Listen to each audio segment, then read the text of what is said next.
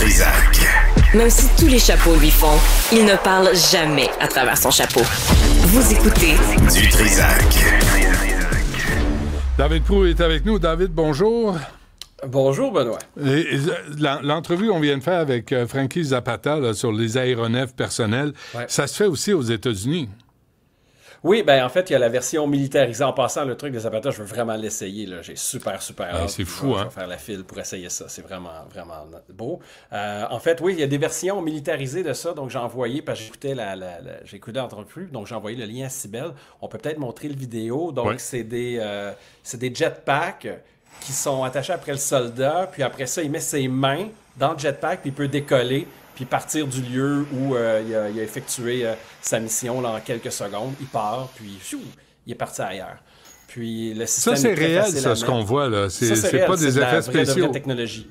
Non, c'est de la vraie technologie. Puis il y a l'autre vidéo que j'ai envoyée, c'est la Royal Navy en Angleterre.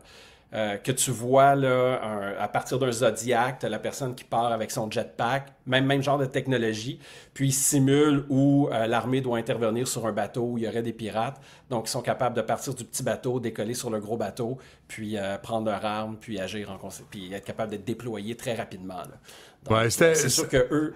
À l'origine, là, Iron Man de Marvel, là, dans les années 60, c'était ça, hein? Exactement. Puis en fait, ce qu'il faut comprendre, c'est que même il y a Palmer Luckey, le président de Andrew Hill, qui est une compagnie là, de manufacturiers militaires à base d'intelligence artificielle, sur un podcast récemment, il a expliqué qu'avec un exosquelette, donc un mécanisme à l'extérieur, pense une machine qui est connectée à tes articulations, comme dans le film de science-fiction, donc il a été capable de courir 1000 en 8 minutes. Et le gars, il est bedonnant. Il n'y a aucune façon que ce gars-là peut courir 1000 en 8 minutes. Puis dans le fond, ce qu'il explique, c'est que l'avenir des soldats, c'est des soldats, des Navy SEAL, avec un exosquelette, plus des jetpacks qui vont avoir une mobilité hallucinante. Et là, maintenant, le délai, c'est quand le capteur capte comment tu bouges, il y a un délai trop long, donc ils veulent être capables de le connecter directement au cerveau avec des Neuralink. Donc c'est là qu'on s'en va. On vit dans le futur. Robocop. Hein? Bientôt, sous votre sapin de Noël, l'ensemble de Robocop, pour aller travailler, t'es plus pris dans la circulation, tu te propulses au-dessus du pont Jacques-Cartier, puis tout va bien. Avec un peu de morve-au-nez quand il fait froid, mais bon, ça, c'est un détail. Oui, comme tu dis si bien, c'est froid pour la quéquette, je pense que tu dis. C'est froid pour la quéquette, oui. La souveraineté numérique du Canada, ça n'existera pas, ça n'existe pas, ça n'a jamais existé. Écoute, je veux remercier un auditeur, Romuald, qui m'a communiqué le document du Conseil du Trésor. Donc, tu sais, si tu te souviens, c'est quelque chose sur lequel je martèle, puis les gens disent que je suis fou parce que je dis l'inverse des politiciens. J'avais posé la question à Evan Solomon, il m'avait donné une salade de mots qui, grosso modo, il disait, on n'est pas vraiment capable. Et là, le Conseil du Trésor... Evan Solomon, qui était un ministre au gouvernement Carney, là, qui est en charge. Exactement. Le ministre en charge de l'intelligence artificielle. Et puis là, c'est le Conseil du Trésor qui l'a écrit noir sur blanc le 31 octobre dans un document qui dit que la souveraineté numérique absolue est pas... il est impossible pour le gouvernement du Canada d'atteindre une souveraineté numérique complète connue sous le nom d'autonomie numérique en raison de la nature interconnectée absolue du monde numérique. Donc, dans la vie, t'es souverain ou tu l'es pas, t'es fidèle ou tu l'es pas. Donc, c'est comme si je disais à ma femme, chérie, je travaille pour être de plus en plus fidèle et ma destination à long terme, c'est d'être fidèle. Mais il n'y a plus de mariage, là. Ce qu'on dit, finalement, c'est que les pays n'existent plus. Au niveau numérique, oui. Effectivement. Ce qu'on dit, c'est que tous les pays sont soumis au gouvernement américain. Et là, ce qui arrive, c'est que politiquement, puis tu sais, c'est comme Ford en Ontario ou Carney ici, tu sais, c'est populaire de dire on va se protéger contre Donald Trump, on va se protéger contre les Américains. Et ils le savent très bien que ce n'est pas possible. Donc, ce qu'on fait, c'est qu'on prend des milliards de nos impôts pour donner un sentiment d'indépendance, mais dans le fond, les fonctionnaires l'écrivent noir sur blanc qu'ils savent qu'on n'y arrivera jamais. Mais c'est quoi l'option? Il n'y en a pas. Il n'y en a pas. Écoute, tu te souviens, je t'ai déjà parlé de la prière des AA, hein? de changer ce qu'on peut changer, d'accepter ce qu'on peut pas changer, puis d'avoir la sagesse pour faire la différence entre les deux.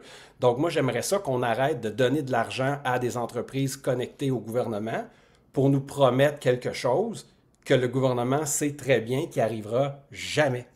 Puis je vais donner un autre exemple. J'en avais glissé un mot il y a quelques semaines, la fuite de données de la compagnie F5, qui ont une technologie qui s'appelle Big IP. C'est ironique parce que c'est IP pour Internet Protocol, mais ce que ça a fait, c'est que les données de propriété intellectuelle importantes d'entreprises du Fortune 500 ont été accédées par des Chinois pendant un an. Donc, ce qui arrive, il y a un sondage récent qui a montré que 88% des CTO, les CTO, c'est les boss de la technologie dans les grandes entreprises, OK?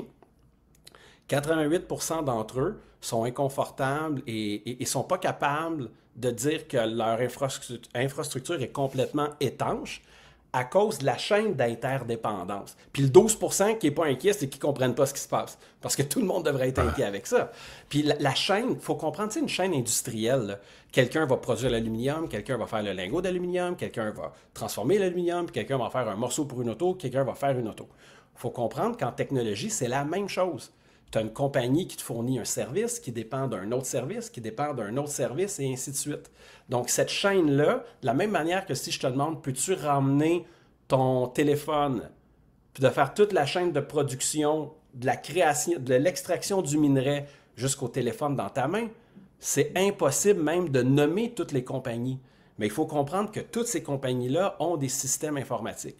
Chaque système informatique, la chaîne d'approvisionnement ressemble un peu à une chaîne d'approvisionnement pour construire quelque chose. Donc, quand il y a une fuite de données à un endroit, et par-dessus ça, il ne faut pas oublier une chose, si on ramène à la sécurité des données et non pas à la souveraineté, c'est au-dessus de 40% des données fuitées, c'est juste de l'ingénierie humaine. Là.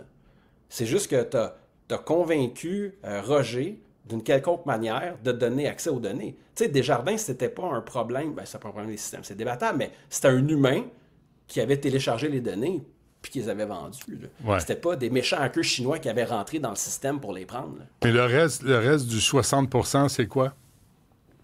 Le reste du 60%, c'est de la technologie. Donc, c'est par les privilèges, puis la hiérarchie des privilèges, où tu vas rentrer d'une manière, pour après ça, tu as la permission pour changer une autre permission, puis là, tu changes tes permissions, tu remontes en haut, puis tu as accès à tout. Mais ce que je veux vraiment que les gens comprennent, c'est que quand on nous promet de protéger nos données et à être indépendants des États-Unis, les politiciens peuvent mentir, les fonctionnaires, ils vont le faire, mais ils ont moins tendance que les politiciens. Puis les fonctionnaires ont écrit noir sur blanc que la souveraineté numérique, elle, n'est pas possible.